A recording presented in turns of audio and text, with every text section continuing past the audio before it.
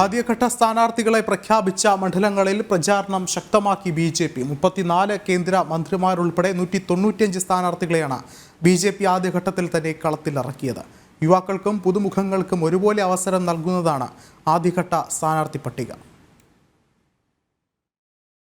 Record ഭൂരിപക്ഷത്തിൽ ഭരണ തുടർച്ച നേടുക എന്ന ലക്ഷ്യത്തോടെ തെരഞ്ഞെടുപ്പിനെ നേരിടുന്ന BJP ക്യാമ്പ് ആദ്യഘട്ട സ്ഥാനാർത്ഥി പട്ടിക പുറത്തുവന്നതോടെ ആവേശത്തിലാണ്.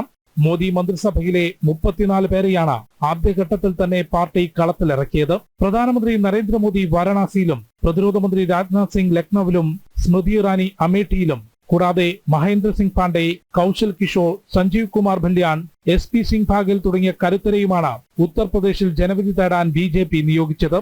80 മണ്ഡലങ്ങളുള്ള UPയിൽ കഴിഞ്ഞ തവണ 64 സീറ്റുകൾ നേടിയ BJP ഇത്തവണ അതിൽ കൂടുതൽ മണ്ഡലങ്ങൾ പിടിച്ചെടുക്കുമെന്നാണ് മുഖ്യമന്ത്രി യോഗി ആദിത്യനാഥ് ഉൾപ്പെടെയുള്ളവർ വ്യക്തമാക്കിയത്.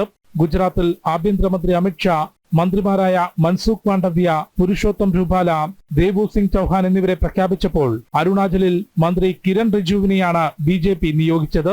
ബംഗാൾ പിടിക്കാൻ മന്ത്രിമാരായ സുഭാഷ് സർക്കാർ, നിഷിത് പ്രമാണിക്, ശാന്തനു ഠാക്കൂർ കൂടാതെ സുഗന്ധ മജുംദാറിനെയും സ്ഥാനാർത്ഥികളാക്കിയിട്ടുണ്ട്. ന്യൂഡൽഹിയിൽ അന്തരിച്ച മുതിർന്ന നേതാവ് സുഷമ സ്വരാജിന്റെ മകൾ സുശ്രീ ബാൻസുരി സ്വരാജ്, ഗുണയിൽ ജ്യോതിരാദിത്യ സിന്ധ്യ, വിദിഷയിൽ മധ്യപ്രദേശ് മുൻ മുഖ്യമന്ത്രി ശിവരാജ് സിംഗ് ചൌഹാൻ എന്നിവരും മത്സരത്തിനിറങ്ങും. തെലങ്കാനയിൽ G കിഷൻ റെഡ്ഡിയും ബണ്ടി സഞ്ജയ് കുമാറും, ത്രിപുര വെസ്റ്റിൽ ബിപ്ലവ് കുമാർ ദേവും ജനവിധി തേടും. ജനം, ഡൽഹി.